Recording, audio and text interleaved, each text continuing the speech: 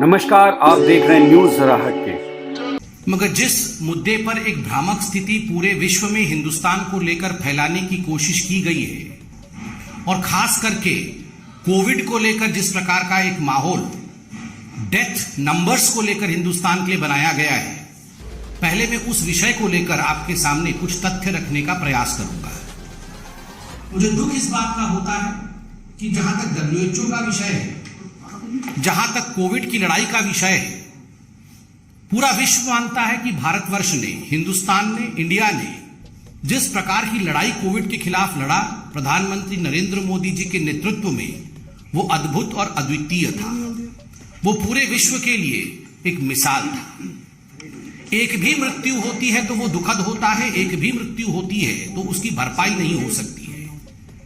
तो मृत्यु के ऊपर लड़ना, मृत्यु के आंकड़ों के ऊपर राजनीति होना, इससे दुखद और कुछ नहीं हो सकता है।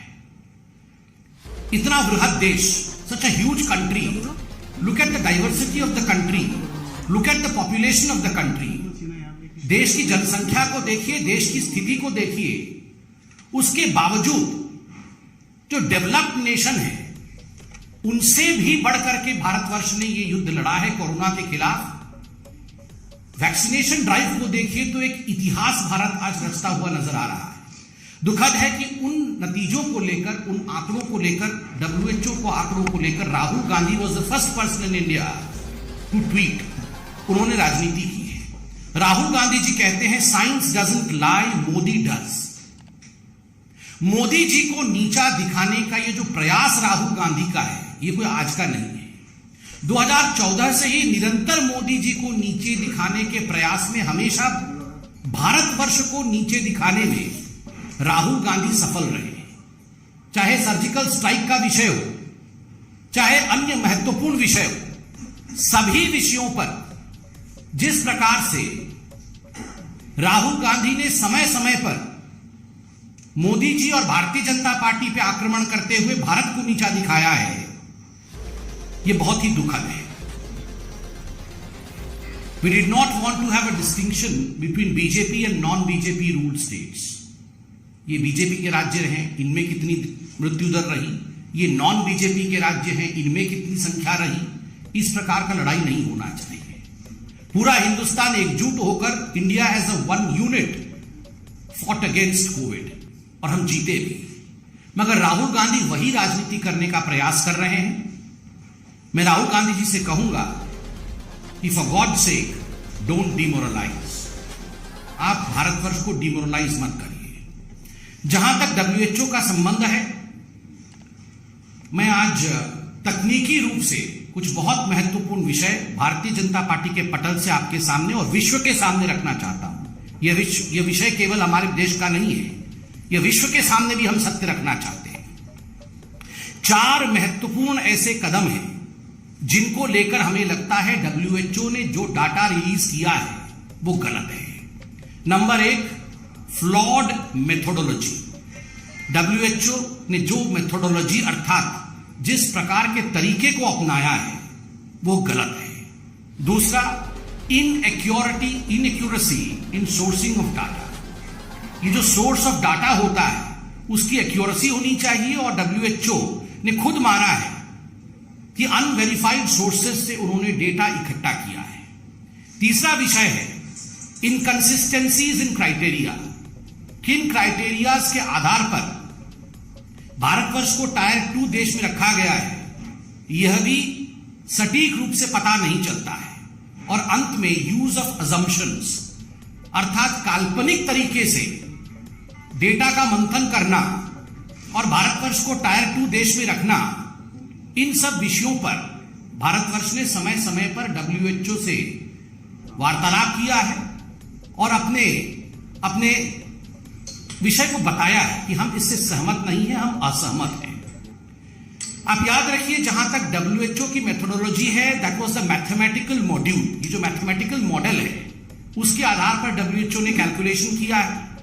भारतवर्ष ने समय समय पर कहा है कि हम इस मैथमेटिकल मॉडल को मानते नहीं है। ये जो गणित के आधार पर आपने ये डेटा दिया है, हम इस पर विश्वास नहीं रखते हैं, हम इसे मानते नहीं है।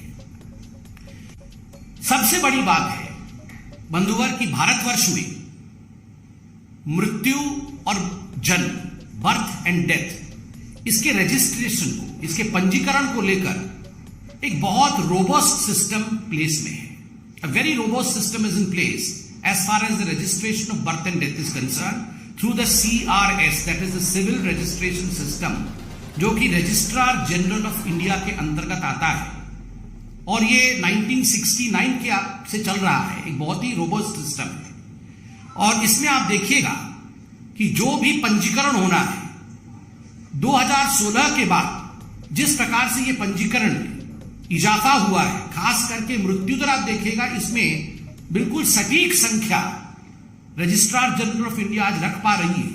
इसलिए एक रोबोस्ट सिस्टम के होने के बावजूद एक दूसरे मॉडल से कैलकुलेशन WHO करती है, ये उचित नहीं है. ये जो रजिस्ट्रार जनरल ऑफ इंडिया है, इसे बताना बहुत अनिवार्य है कि it is assisted by the chief registrar of states and union territories. हर राज्य में, हर यूनियन टेरिटरीज में उनके अपने रजिस्ट्रार के ऑफिस हैं और ये सारे राज्य और यूनियन टेरिटरीज रजिस्ट्रार असिस्ट करते हैं और पूरे देश में ऐसे 3 लाख रजिस्ट्रार और सब रजिस्ट्रार्स हैं जो इस पूरे प्रकरण में रजिस्ट्रार जनरल ऑफ इंडिया की मदद करते हैं. तो एक बहुत बड़ा सिस्टम है, बृहद सिस्टम है. और आप याद रखिए, मैं राहुल गांधी जी से कहना चाहता हूं, Rahul Gandhi ji, ultimately the national data that comes, ये जो डेटा हम राष्ट्रीय स्तर पर रखते हैं, RGI रखती है, ये राज्यों के और यूनियन टेरिटरीज के रिपोर्ट्स जो सबमिट होते हैं उनके आधार पर होते हैं. तो ये एक तरफा नहीं होते हैं, हर राज्य के रिपोर्ट के आधार पर होते हैं. और जो नेशनल रिपोर्ट है 2019 का नेशनल रिपोर्ट जून 2021 में पब्लिश हुआ था और 2020 का नेशनल रिपोर्ट 3 मई 2022 को पब्लिश हुआ था. इतने डाटा को नहीं मान के WHO अपना डाटा बनाती है, WHO अपने मॉडल को लाने का प्रयास करती है. मुझे लगता है इस पर बहुत भारत सरकार ने आपत्ति भी जताया, किंतु WHO ने इस पर अभी किसी प्रकार से कोई टिप्पणी नहीं की है. एक विषय आप सबने पढ़ा होगा, WHO ने खुद कहा है कि वी हैव रिलाइड ऑन, जहां तक 17 राज्यों का विषय है, 17 स्टेट्स, भारतवर्ष में 17 राज्यों को लेकर WHO खुद मानती है कि we have relied on some websites and media reports. ये जो डेटा है उन्होंने कुछ वेबसाइट से लिया है और कुछ मीडिया रिपोर्ट से लिया है. आप सोचिए, जहां भारतवर्ष में रजिस्ट्रार जनरल ऑफ इंडिया है, इतना रोबोस्ट सिस्टम है, उसको छोड़ करके आप मीडिया रिपोर्ट से डेटा लेते हैं और वेबसाइट से रिपोर्ट लेते हैं. क्या ये ऑथेंटिक है? Is this authentic? दूसरा बड़ा विषय है, खुद WHO मानती है कि भारतवर्ष को उन्होंने टायर 2 कंट्री में रखा है. मतलब प्रथम स्तर का देश अलग है, हम द्वितीय स्तर के देश हैं. भारत सरकार ने कई बार पूछा है WHO से, आखिर भारत टायर 2 कंट्री क्यों है? हमारे पास एक रोबोस्ट सिस्टम है रजिस्ट्रेशन का, कोई आज का नहीं है. जब हमारी सरकार नहीं थी तब भी यह सिस्टम प्लेस में था. उसके बावजूद आपने आर्बिटरीली जो क्राइटेरिया आपने टायर 2 में रखने के लिए बनाया है, that is inaccurate and inconsistent. एक इनकंसिस्टेंट और एक काल्पनिक, एक अजम्पशन के आधार पर आपने भारतवर्ष को टायर 2 में रखा है. भारतवर्ष इसको अपना अपमान मानती है और भारत ने स्पष्ट रूप से कहा है कि यह उचित नहीं है. इसका भी कोई कम्युनिकेशन भारतवर्ष को नहीं मिला है. तीसरी बात है, आपको जान के आश्चर्य होगा, India is not a small country, कोई छोटा सा देश नहीं है. इंडिया में होमोजेनिटी नहीं है कि सारे पॉपुलेशन एक जैसे होंगे, सारे राज्य एक जैसे काम करेंगे.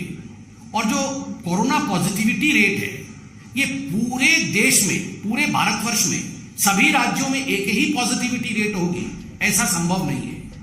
ज्योग्राफिकल वेरिएशंस होंगे, स्पेस एंड टाइम वेरिएशंस होंगे.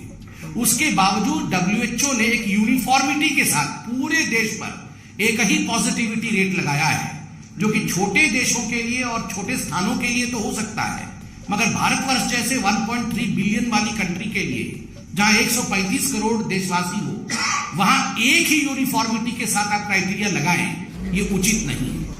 भारतवर्ष ने अपने कम्युनिकेशंस में स्पष्ट रूप से लिखा है, वन साइज फिट ऑल, एक ही साइज सबके लिए लगेगा.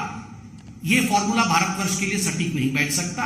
एक्स्ट्रापोलेशन ऑफ डाटा, छोटे से डाटा को लेकर आप पूरे हिंदुस्तान के लिए एक्स्ट्रापोलेट कर दे, ये भारतवर्ष के लिए हो नहीं सकता.